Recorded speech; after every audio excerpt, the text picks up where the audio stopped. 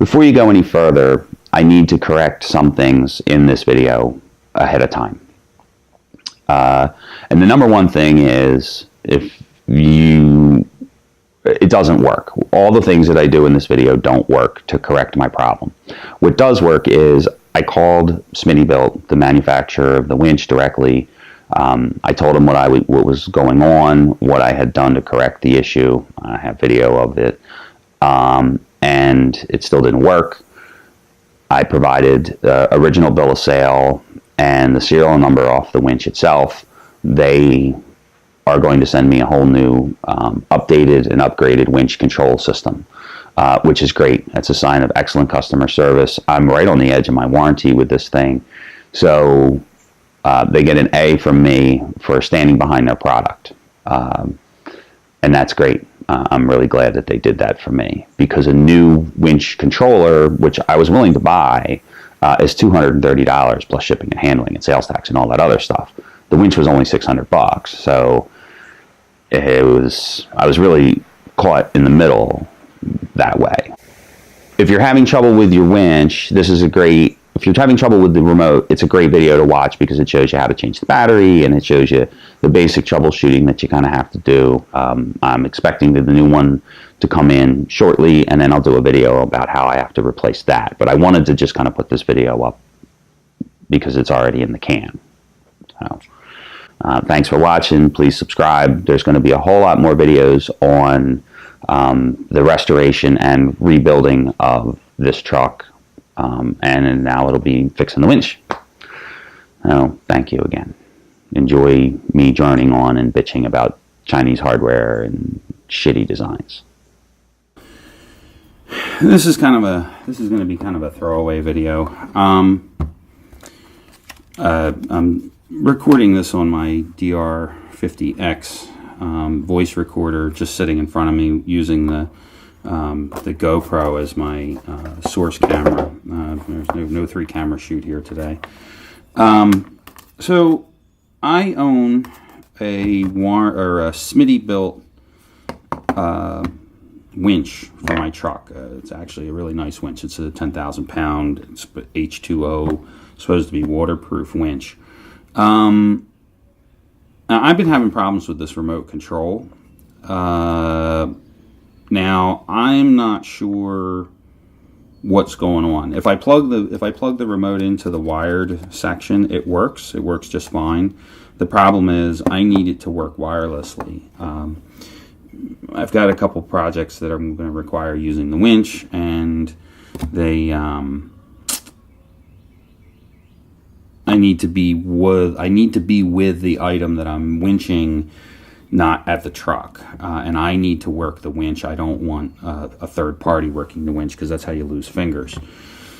So I'm going to change the battery. Now I have this A23 battery. Of course, this is a weird battery that you can't get.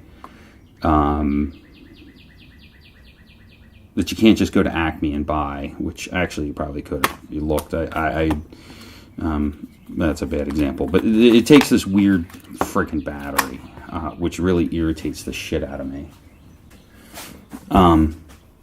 Actually, that's not the only thing that irritates the shit out of me about this. The other thing is it requires tools to get the remote control apart. And the other funny thing is it doesn't take a regular Phillips screwdriver. I'm not sure whether or not these are posi drive or they're just a strange size. I'm using a Snap-on SP301. I don't know what size bit this is, but this is the only one I have now. I've got like 10 Snap-on screwdrivers, and this is the only one that fits these screws properly. So let's just unscrew it here. I've done this before. I'm hoping that it's just the battery that just keeps going bad. It's got this button here that turns it on and off, and you can see the light's green, but that doesn't mean that, I don't know how long it's been on or off. So I'm going to change the battery first and hope that straightens this problem out.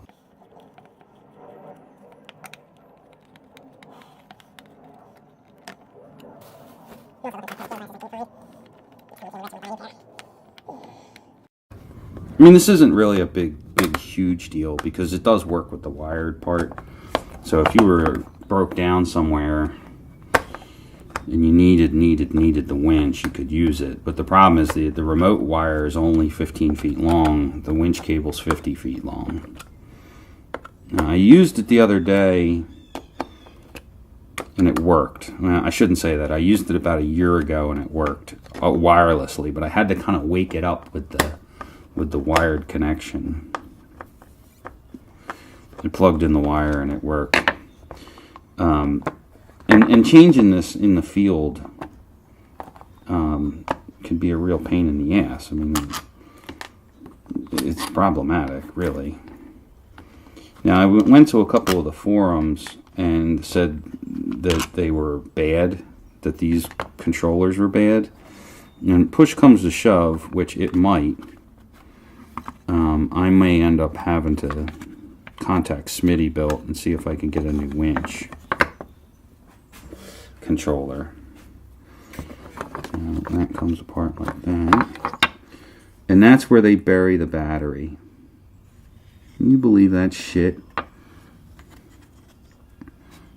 What a piss poor design. I'm sorry. That's just really bad. That's a really bad design. Can you imagine being broke down, stuck in the mud, having to change this battery on the tailgate of your truck?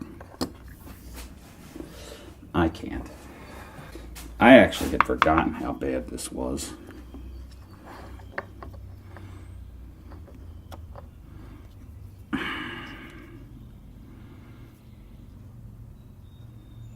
Those are... yeah, that's fixed.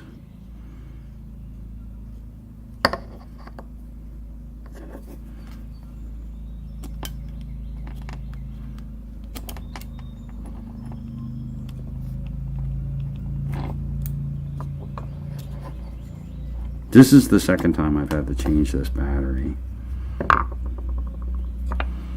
I'm going to put this one over here so I don't mix them up.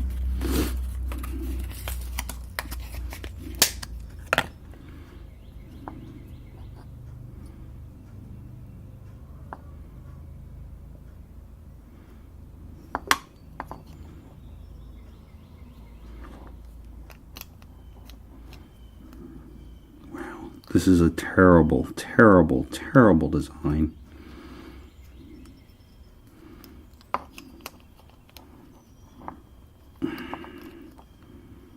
I mean, this is awful.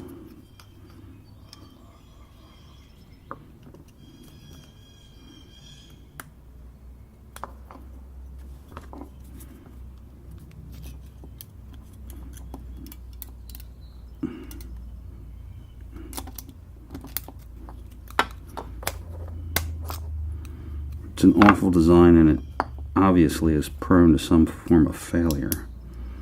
Alright, it works. Let's put it back together. If these batteries are going to die every year or less, maybe they should have used a little bit better fucking setup.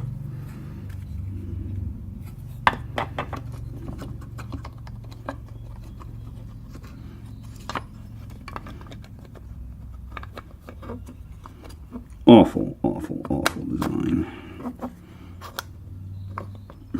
And this remote is no way water resistant.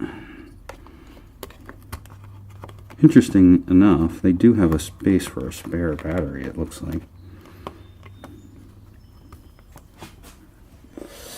Which I hadn't noticed before. I'm going to save this. Actually, I'm going to put this on a multimeter and see if that battery's dead. If that battery is less than 3 volts, 12 volts. Interesting. It's a 12 volt battery. I'm still going to get another one. I had to get that at Napa, or I got it at Napa.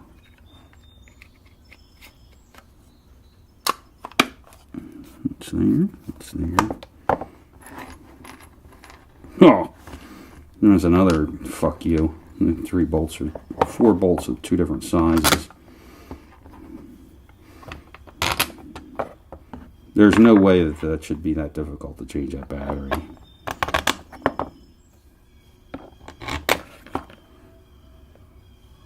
Make sure that's lined up right.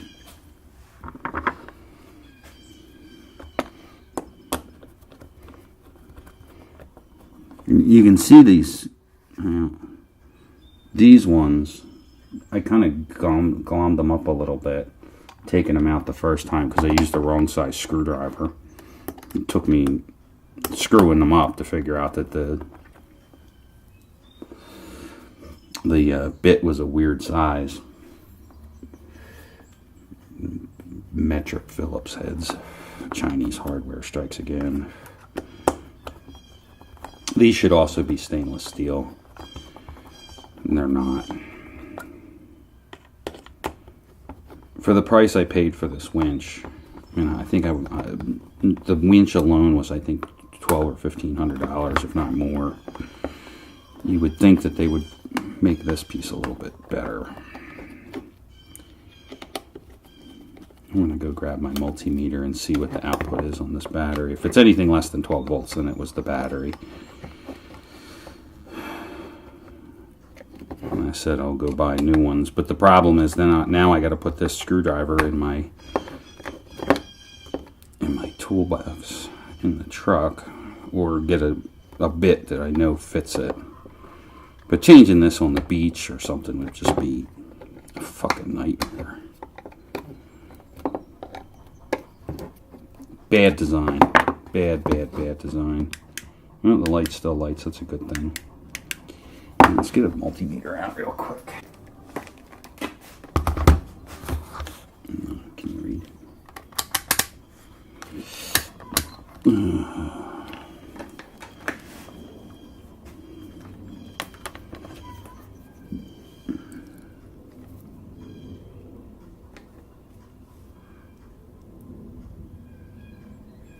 .5 volts.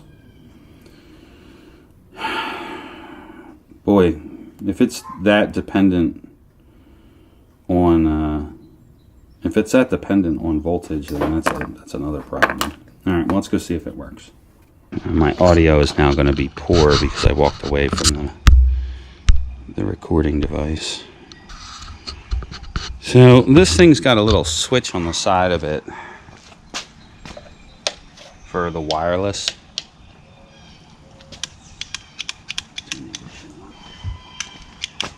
Nope. Well, it wasn't the battery. Fuck. Alright. Okay, so I did some real basic troubleshooting on this thing, and so the first thing I checked was the switch here, and this switch is working. This is the wireless on-off switch. I checked it for continuity. I plugged it and unplugged it to make sure it was getting a good connection, and it's working just fine. I checked all these sketchy ass connections. They're not the greatest connections in the world, but they're definitely not they're not at fault here, because let's see, I'm going to turn the wireless on. Now I have the winch in free spool so I don't cut my fingers off. Wireless on. You can just barely see the light.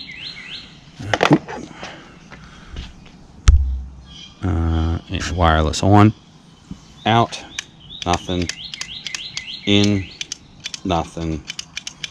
And there's no power coming out of the here when I hit these buttons.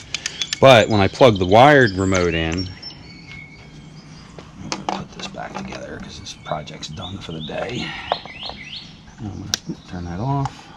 It goes like that.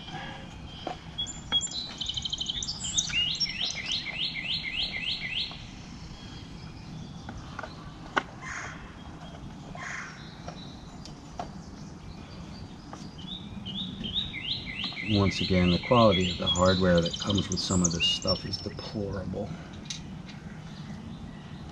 This should all be stainless hardware. I can't stress that enough.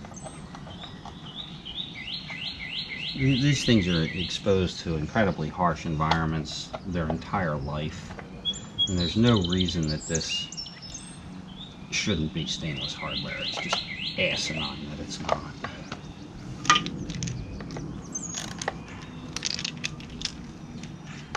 So I had the multimeter out, check my voltages and all that, make sure I was getting the proper voltage through the relays. They're all working with the wire. If they're not working is with the wireless, and quite frankly, I need the wireless because I fucking paid for it.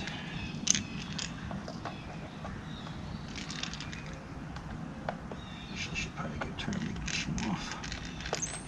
You know, I don't think this is wired to the ignition. I forget. I think it's actually totally hot wired.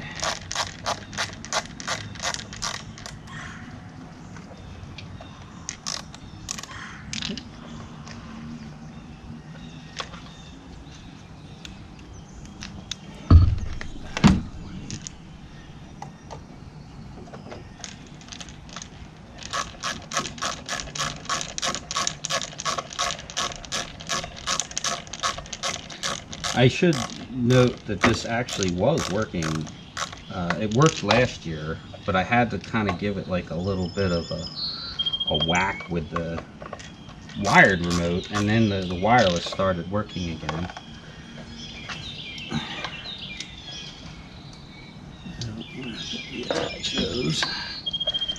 This is a custom mount that I built for this to fit this bumper properly. There was no place to hide this underneath the bumper. Man, maybe I could have snuck it in there, but I didn't want to. I figured I'd just leave it up here. So, and just a point of note, this is stainless, this is stainless, this is stainless. This is all stuff that I put on. That's proper and that's proper. And these screws are all of varying lengths, which is the only way I could get it to fit where I wanted it to.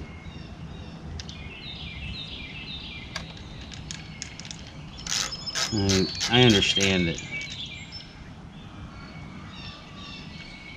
for a manufacturer to provide stainless hardware, it costs millions of dollars extra a year. But the cost per unit increase is nominal.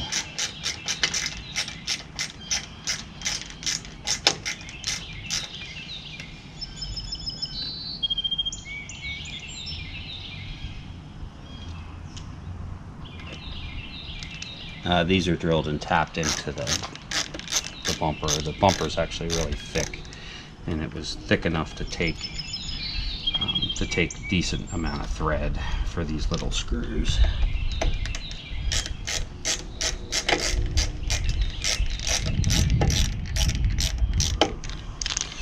I pride myself in trying to do stuff so it looks nice and works properly, and this is one of those things that's really irritating me. I literally need this wireless this week.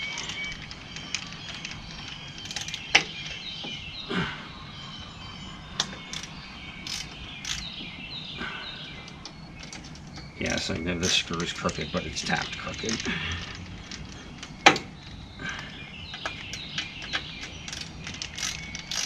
Which drove me nuts, but that was the way it was tapped, and it's good, it's tight.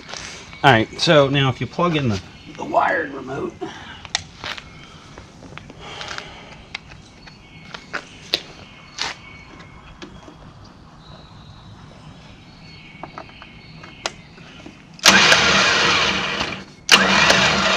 it works just fine. So the problem is in the wireless system somewhere, and I don't know if it's the remote itself. I just changed the battery. You saw that part of the video, or it's the box, the brain box, or if there's a way to reset it. I need to look up online to see if there's a way that I can reset this thing, but I highly doubt it. But you never know. I'll have to interwebs. So there you go.